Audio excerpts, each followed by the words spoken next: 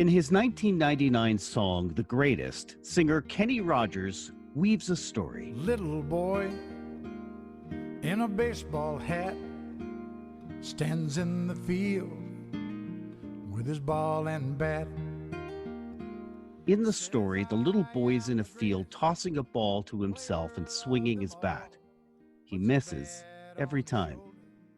And the ball goes up and the ball comes down, swings his bat all the way around.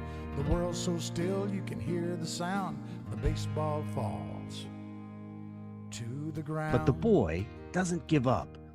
He just figures out what he thinks he's best at. Says I am the greatest, that is a fact. But even I didn't know I could pitch like that. Today on Stories and Strategies, when you figure out what you're good at, is there a spot for you on the team? Do you fit? Does your team fit for you? Looking at culture and values through both an employee and a company lens.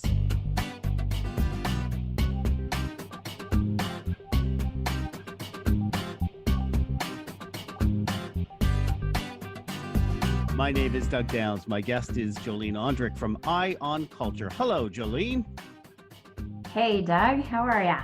I'm good, and I'm glad you could join us today. Jolene is an independent consultant specializing in culture and communication. She helps businesses with culture assessments, plans and implementation, communication strategies, and customized workshops, providing coaching to teams and leaders. And full disclosure, Jolene, as you know, I have been a patron of one of your workshops. Thanks for joining me. I'm excited. Yes. Well, Jolene, the Kenny Rogers song sees the boy make a discovery, which at first glance it appears to be a cute, childlike declaration. He can't hit the ball, so he must be a great pitcher. But a deeper look at that song and the metaphor that it's bringing forward, it shows someone who is becoming more self-aware and willing to revisit their goals.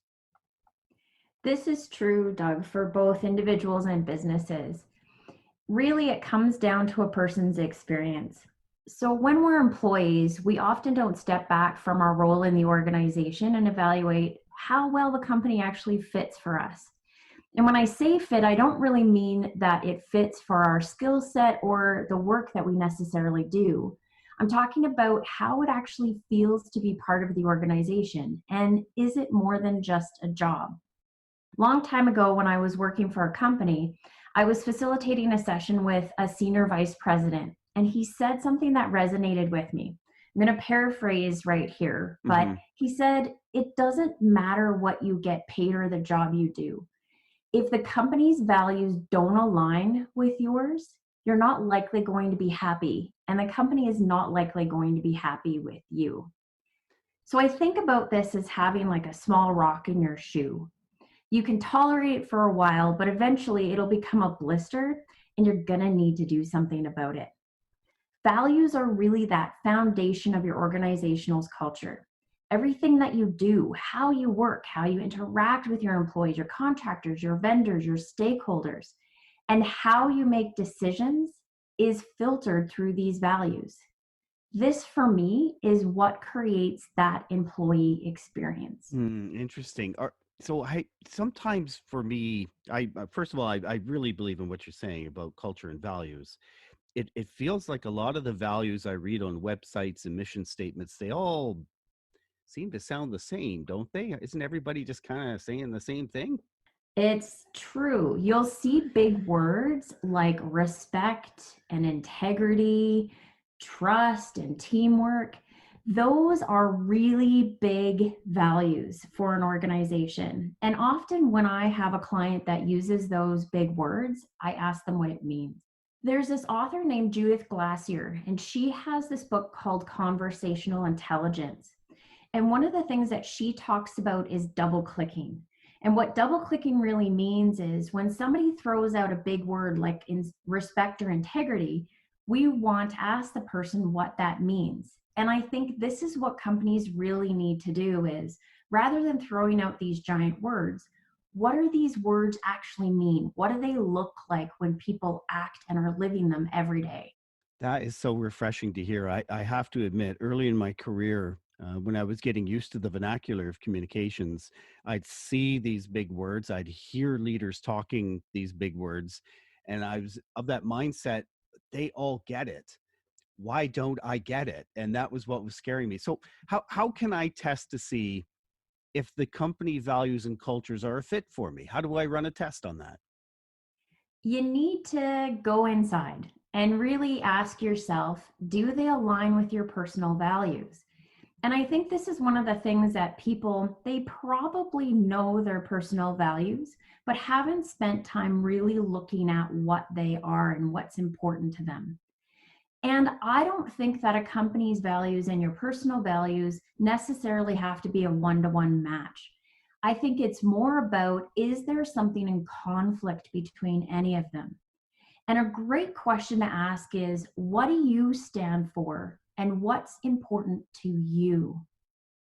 The next thing is to take a look at those company values and say, okay, are they a piece of paper that is on the wall or on the table or just words on a website? Or do you see your colleagues and leaders living them in every interaction they do, both internally and externally?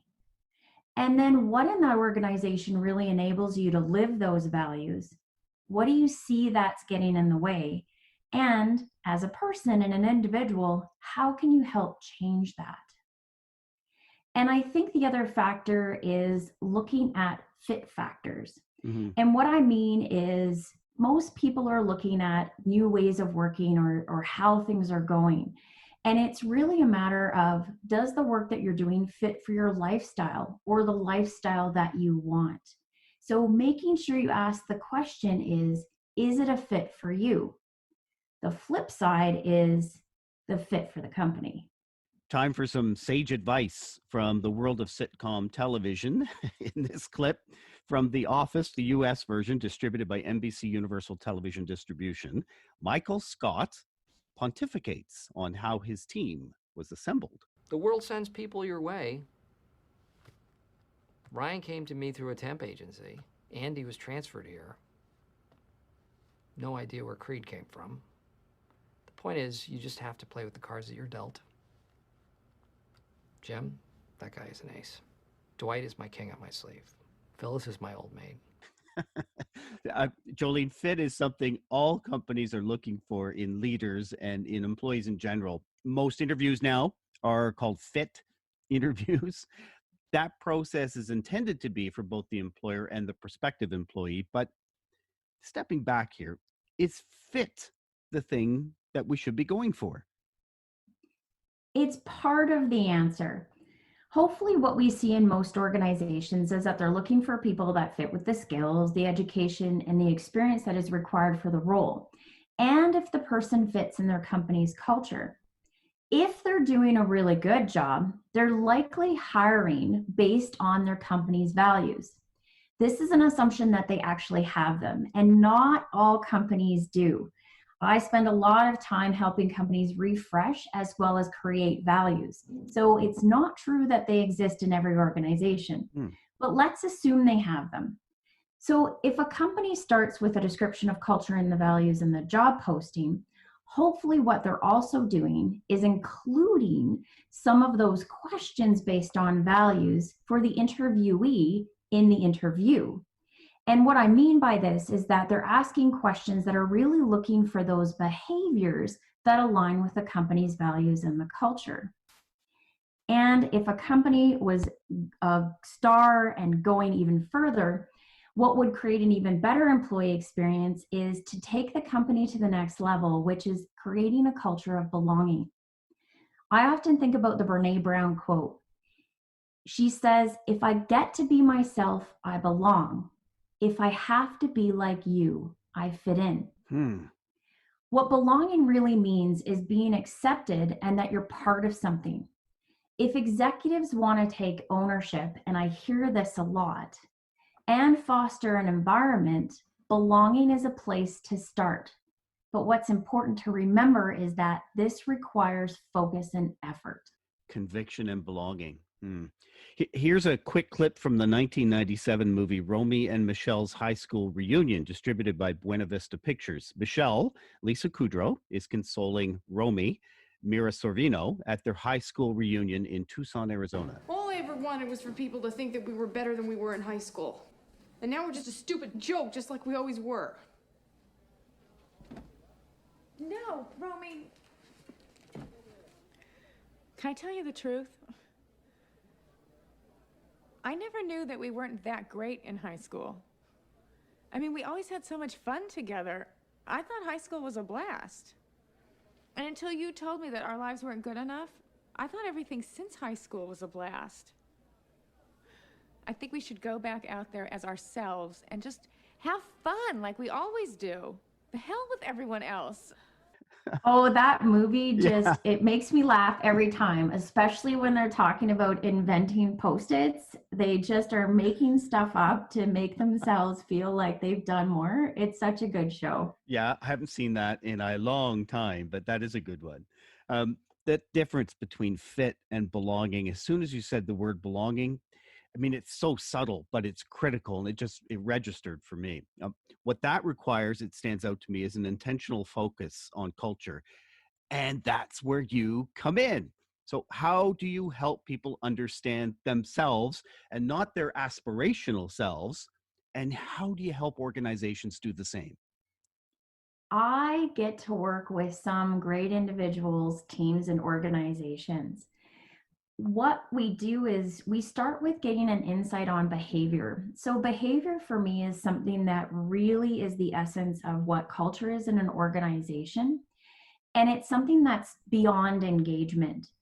It shows that somebody's actually living the values and that I can help them communicate and gain momentum and connecting the dots between what an employee's role is, how they behave, what they do, to that vision and mission of the organization so they can see themselves within the company. One of the things that we can't assume is that people inherently know what is expected when it comes to company culture. So you know that I often work with HR and communications to assess their company culture and develop a plan that helps employees understand what those goalposts really are and how we can provide information to employees about the values, how leaders can play a role in helping to talk about the values and have a conversation with their reporting teams, and how we can, in the essence of weave those values into the fabric of the organization through programs like employee stories or recognition, performance, and hiring so that they can intentionally develop their culture.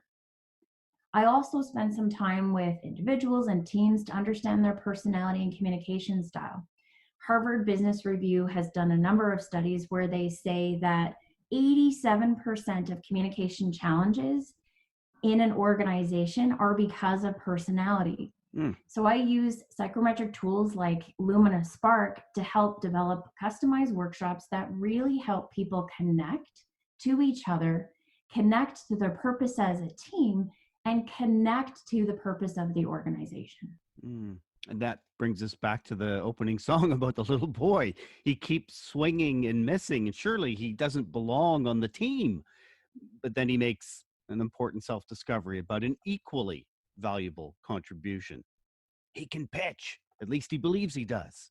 How many employees should be doing the same self-examination if things aren't currently working, either in their jobs or in their careers?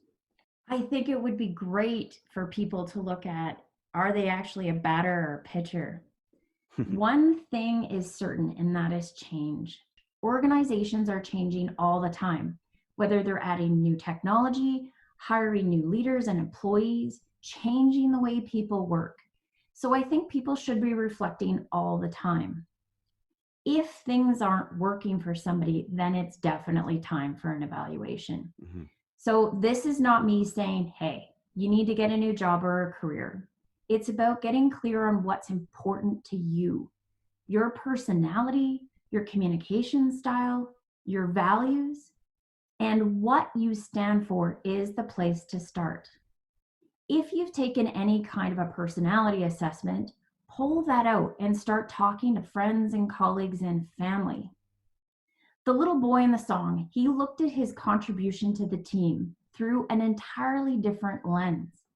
When you talk to people, you're gathering insight that they can offer on a different perspective and possibilities. Once you have this, the next step is likely a few small changes. Even more likely, it's a conversation a person needs to have. Either they didn't know they needed to have it or they have been avoiding it. It's time to lean in, as Brene Brown says, and have the conversation. It's amazing what talking will actually do. And the hardest part is just getting started. I'm sure it feels better afterward. One thing we should point out is that this not only applies to organizations, to employees within those organizations, but to individual consultants in communications as well. Oh, I totally agree, Doug. Consultants really need to get clear on their own values. They really need to understand the clients they serve, even their workday, their ideal environment, and their personality. This is really, for me, that's one of my values, is find the joy. Find what fits for you and work with the people that are going to bring you that joy. If you understand this, what a fit is, what you stand for, how you operate, and the kind of business that you want, you will absolutely attract the kinds of clients you want to work with, and you'll create your own success. Oh, Jolene, this episode has been just like the session that I took with you. I was thinking throughout it, and I found myself thinking in the days and weeks afterwards. So thank you so much for your time. Oh, I really appreciate being here. Thanks for having me, Doug. If you'd like to send a message to my guest, Jolene Ondrik, you can email her at Jolene, Jolene, at eyeonculture.ca, EYE on culture.ca. Oh, and you can also join Jolene's Culture Design Coach Facebook group. Jolene, this is brand new. It is. So I'd love to have people join the community and we can have conversations about culture. Great. And maybe you belong there as opposed to fit. If you liked what you heard, would you do us a favor and recommend this podcast to one friend? And if you have an idea for an episode or just want to tell us something, send us a note at info@jgrcommunications.com. Thanks for listening.